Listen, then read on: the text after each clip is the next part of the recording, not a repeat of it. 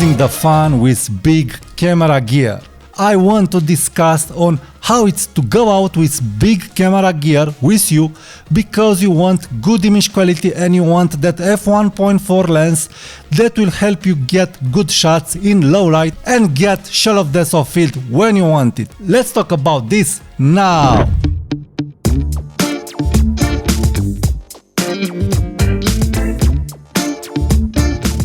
Hi there and welcome to my channel. My name is Tudor Matescu and on this channel I like to talk about camera gear, photography tips and tricks. So if you are liking content like this, please subscribe now to my channel and let's get to the subject. Let me tell you from my experience on how it's to get out with big camera lenses on you, and let's see if it is fun or if it is not fun to carry this gear with you. So, first of all, I like f1.4 lenses. I really like them a lot.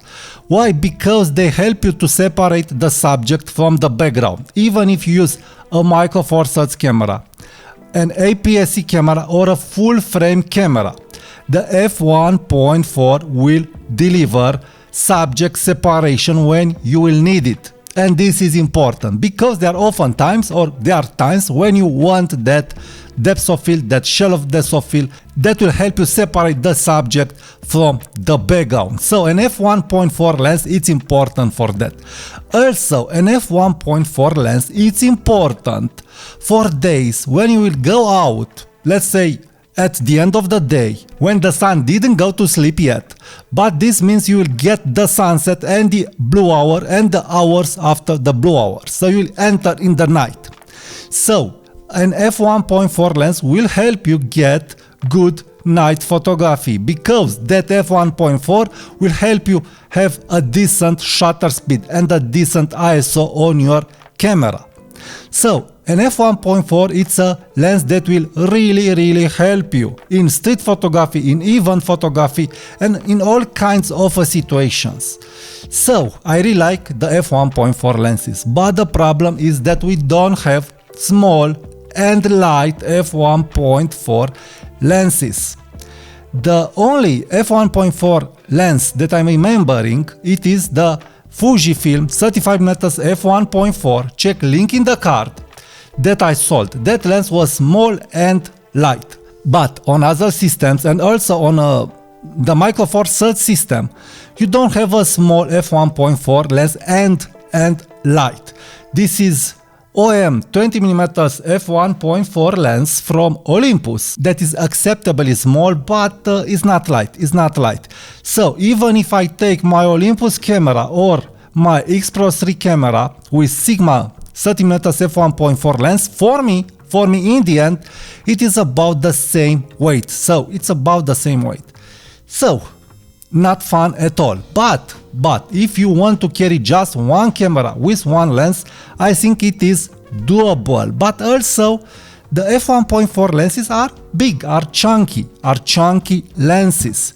So here I have Samyang 56mm f1.4 lens, and here I have Sigma 30mm f1.4 lens. Chunky, not so heavy as Samyang, but still heavy. And here I have Viltrox 20mm f1.4 lens. A beautiful lens. All these lenses are very beautiful. And on a full frame system, I don't think we need to talk about that f1.4 because the lenses are very big, but on a full frame system you can get rid of the f1.4, but you can go out with an f1.8 lens. But the f1.8 lens or the f2 lenses on a full frame system are pretty big. The only lens that I know it is small, decent and competent, it is the Samyang 45mm f1.8 lens, and with this lens I'm filming myself now. Anyway, so you see my problem here. I can't get a decent low light lens in a small size with good AF on any of these systems. So, in a day where I decided to do some night street photography, I told to myself, okay, I will go out with Viltrox 56mm f1.4 on my Fujifilm camera and Sigma on my Fujifilm camera. So, this package here, as you can see, this package, it is pretty big, pretty chunky, and pretty heavy. And when you have a back pain, it's not fun. It's not fun at all. It is no pain, no gain. So anyway, I was going out because I told to myself, you will take this lens because it was a bike show. I believe it was a bike show, but there was only 3-4 bikes anyway. And I took this lens with me and this lens with me. And the experience wasn't fun at all because the bag was heavy. Of course, it's not very heavy, but it's not like when you are going out with Fujifilm X100V or X100F. The experience with a big chunky camera, with 2 chunky lenses, it is totally different. And if you have a back pain, then the fun show, it is over. For me at least. Anyway, after that walk, I've got this picture that I really love it. And yes, this picture, for sure, I would not be able to take it without an f1.4 lens. The scene was very dark. The girl was in complete darkness. So yes, the Fujifilm sensor and the f1.4 from Sigma really helped me. And Sigma was focusing very well. So in the end, I don't know, the result was great. I really love this result. It is my Henri Cartier-Bresson shot. I'm really happy that I was able to get a shot similar to Henri Cartier-Bresson. So the pain was deserving in the end, And I want to talk about the lighter system, the lighter camera. So for this, let's take this Fujifilm X Pro 3 and change the lens with this pancake 27mm Mark II f2.8 from Fujifilm. See my review about this lens, link in the card. So this camera, it is a joy to use. The small factor, it's making the experience totally different. It is fun. It is inviting you, this small camera, it is inviting you to take it, to have it with you and make pictures. Of course, my problem, it is the f2.8 lens. Or better said, the f2.8 aperture, because the f2.8 aperture will not allow me to shoot in night scenes like this. Of course, I can use the light. I can go for the light, and this is how you must do photography. Go for the light, not against the light.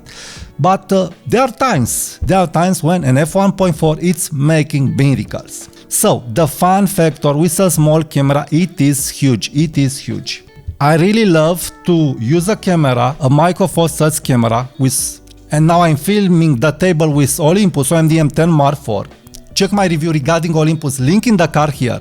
And I really love to shoot JX9 or Olympus OMD M10 Mark IV with this small 45mm f1.8 lens. It is a very small lens, a very capable lens.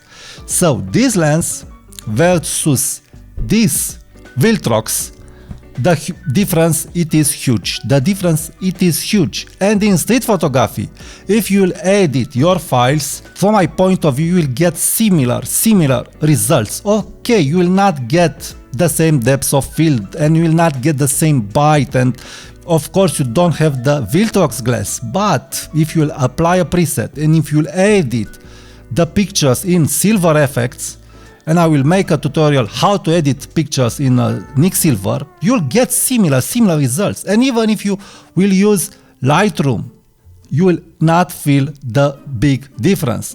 The big difference it will be in low light, of course because of the f1.4 aperture and of course because of the sensor, because we are talking about different camera systems.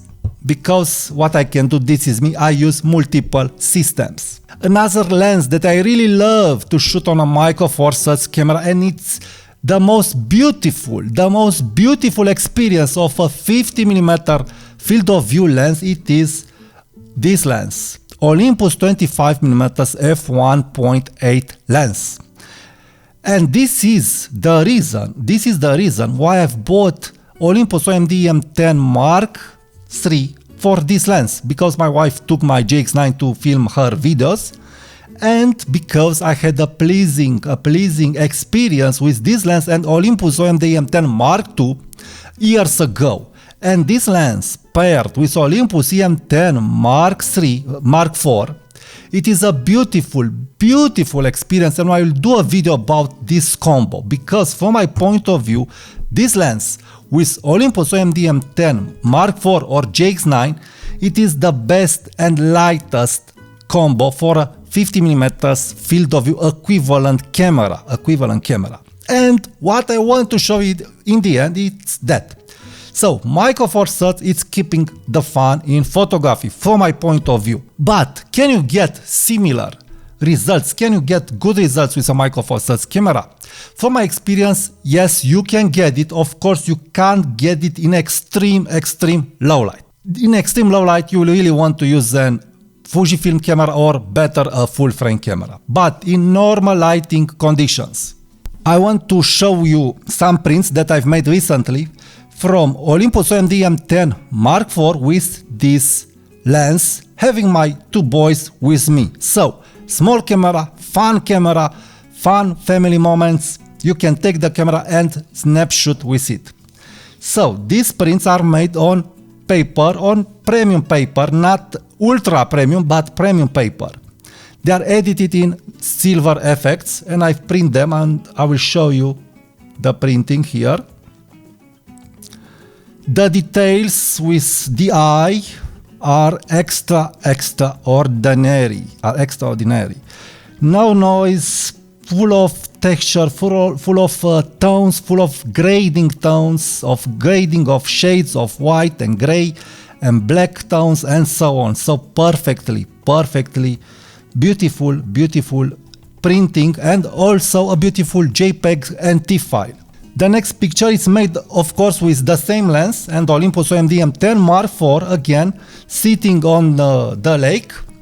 And the tones, the black and white tones, and everything, it is perfect. I really don't have any complaints. And I also have here a printing done with OMD M10 Mark, so you can really feel the low light problems of OMD M10 Mark II with this picture. The picture, it is beautiful.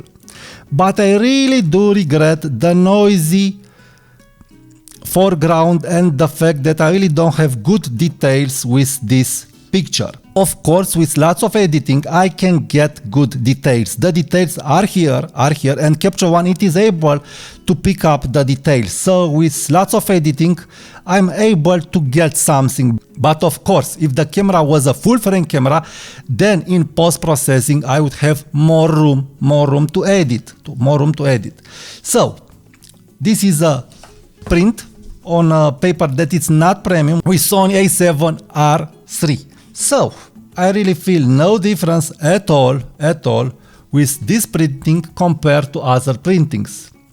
The fact is that because this paper is not premium, the Micro Four Thirds printing and the Fujifilm printing are looking better than a Sony full frame 47 megapixel camera. And by the way, this is a small print from Fujifilm X100V when I used Fujifilm X100V in Rolleiflex mode. Check link in the card.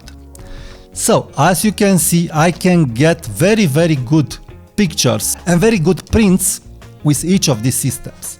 Yes, in low light, in extreme low light situations, you'll have some problems with a Micro Four Thirds camera. But I really don't know what to say. For me, it's very hard to decide between paying to get bigger equipment with me that it's helping me get more image quality or fun with small lenses and small cameras. So it's very hard for me to decide if bigger equipment, better equipment, it is more suited for the image quality gains that I get from these systems. But because I'm using these systems for some years, I feel that yes, in good light, Olympus may be the most fun system to use, and Lumix JX9, of course, the Micro Four Thirds system, may be the best fun system to use out there because you have more small prime lenses, 19mm, 50mm, 40mm pancake from Lumix, and so on and so on and so on. You'll have many small prime lenses, small and light. On Fujifilm, yes, you have some small lenses, but we are seeing now from Fujifilm lenses that are getting bigger and bigger and heavier and more expensive and more expensive. And in the end, you lose the fun. Because, again, with a small Swiss Army camera, you'll act differently. You'll have that fun. And having that mojo will help you get more pictures. And good pictures are pictures especially done in good light. So in conclusion, for me, fun is important. Image quality is also important. I want image quality. If I am able to get it, why not get it? I really want it. If the light, it is good. If it is summer, if it is a winter day with lots of light, I can use any camera system. But if it's a low light season, if it is night photography, then yes, if I want to get something, if I want to have a good ISO and an acceptable shutter speed, I must go for an f1.4 lens. Unfortunately, we don't have small f1.4 lenses, easy to carry and compact. But this is it, what we can do. In the end, we must decide if this compromise, it is acceptable to me. The price, the weight, the volume. Photography, it is about compromises many times. It's about compromises between ISO, shutter speed, aperture. It's about compromises regarding the money, the budget for the lenses, and so on. You can't have it all with one system or in one lens. So photography, it's a game of compromises. So in the end, I feel it's important to plan. It's very important to plan.